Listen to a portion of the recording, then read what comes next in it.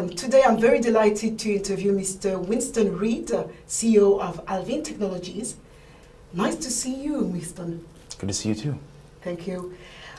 In our latest AFIS Deloitte Barometer, we highlighted that many respondents and players of the financial industry are more and more investing in innovative technologies. So my question is for you, Winston, today. Do you think that these ambitions and these investment in new technologies will pay dividends? Yeah, 100%. I think it's a great question, and I'm happy to answer it. So I think first and foremost, something that was rather interesting to me when I was looking at those different responses was that all of them fundamentally have to do with operational efficiency across a bank in particular, but this also applies to asset managers, fintechs as well. But it applies to all facets of their operation. So from the standpoint of improving processes at the cloud level, I think that's great because that's going to improve efficiency for security, right? DevOps processes. That's great. Also from the standpoint of, I think I saw e-learning on there. E-learning has, I think, two different facets in particular that are interesting to me as a founder of a company that does embedded personal financial management software. One is from the standpoint of improving internal efficiencies, enabling for the individual people who currently work at these firms to understand better what they need to be doing and how they can improve in order to deliver more value back to the firm, number one. But then also number two, and this, frankly, from my company's perspective, is what's especially exciting, and also, frankly, I think is the area where the most dividends can be paid, and that is helping the customers of banks. So my particular company, we focus on the retail side, but this also applies to SMEs, it applies to corporates as well.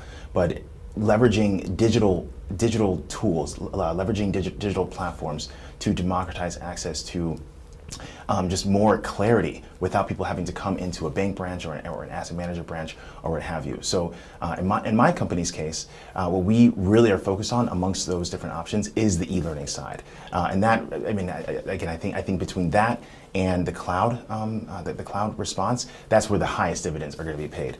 From the cloud perspective, mitigating fraud, decreasing the need for just so many people to be so manual with fraud prevention. I mean, that's really where the power of open finance, the power of AI really is rather paramount, number one.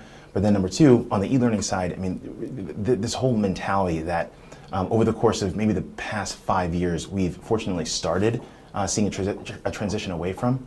And this whole mentality of the main way for any of these financial services firms to gain more customers, or otherwise that's the thing, to gain more value from their customer base is by finding more already valuable customers, is an outdated old school model. The real way for these firms to make more money, if they're really serious about it, is to do more to cultivate more value out of their existing customer base.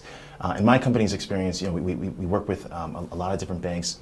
I'm currently focused on Nigeria and Kenya, also exploring some things right now in Zambia.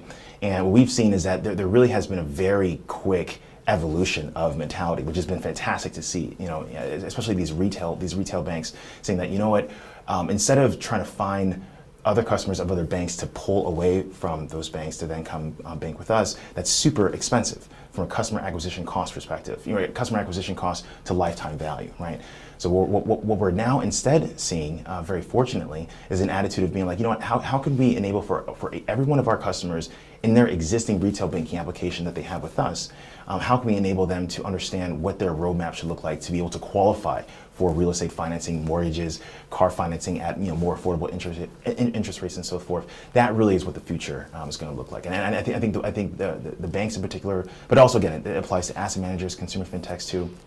But the firms that really take the e-learning side of, or the e-learning angle of that seriously are the ones that will have the most to gain, I think, by definition.